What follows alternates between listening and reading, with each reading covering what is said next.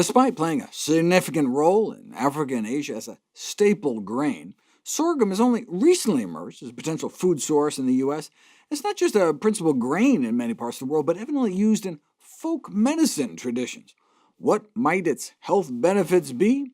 There's been some in vitro data from test tubes and petri dishes, and in vivo data, meaning within the living and laboratory animals, but only recently have we started seeing human trials.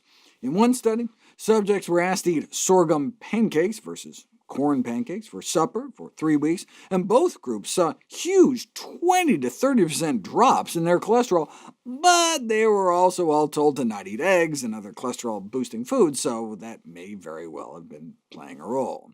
Another study tried biscuits. Those eating sorghum biscuits said they felt more satiated than eating wheat biscuits, but this didn't translate to differences in intake at the subsequent all-you-can-eat meal. So, who cares what they subjectively felt if it didn't cause them to eat any less?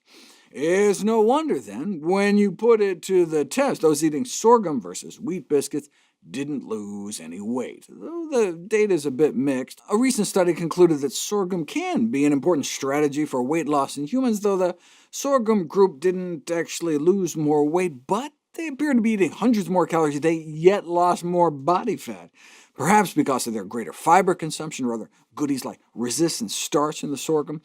The vehicle they used, though, an artificially flavored, colored, and sweetened mixture of water, powdered milk, and either sorghum or wheat, may be good research-wise, so you can make a blinded control, but it leaves you wondering what would happen if you actually ate the whole food. The resistant starch is exciting, though. Most of the starch in sorghum is either slow starch or fully resistant to digestion in the small intestine, which offers a banquet bounty of prebiotics for your good gut flora down in your colon. It's not evidently the sorghum starch itself, but interactions with the proteins and other compounds that effectively act as starch blockers, inhibiting your starch-munching enzymes. Sorghum then ends up with the lowest starch digestibility among grains, which is why traditionally it was considered an inferior grain, but inferior in the sense of not providing as many calories. But not providing as many calories is a good thing in the age of epidemic obesity. Give someone a whole wheat muffin compared to a sorghum muffin containing the same amount of starch and see significantly higher blood sugars 45 minutes to 2 hours later, and a higher insulin spike starting almost immediately. Overall, a 25% lower blood sugar response, and the body only had to release a fraction of insulin to deal with it, less than half. Same thing with diabetics, lower blood sugar spike with a sorghum porridge compared to grits that the body can deal with a fraction of the insulin. So we need to educate people how healthy sorghum is and develop convenient, tasty products. No, it's already convenient and tasty just the way it is.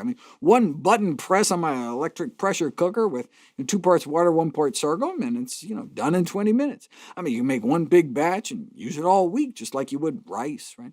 But where's the money in people eating the intact whole grain? Instead, the industry is looking at sorghum for its enormous potential for exploitation into so-called functional foods and food additives. Or, did you know adding sorghum to pork or turkey patties can decrease their cardboardy flavor? And hey, why just eat it when you can instead use it to make gluten-free beer?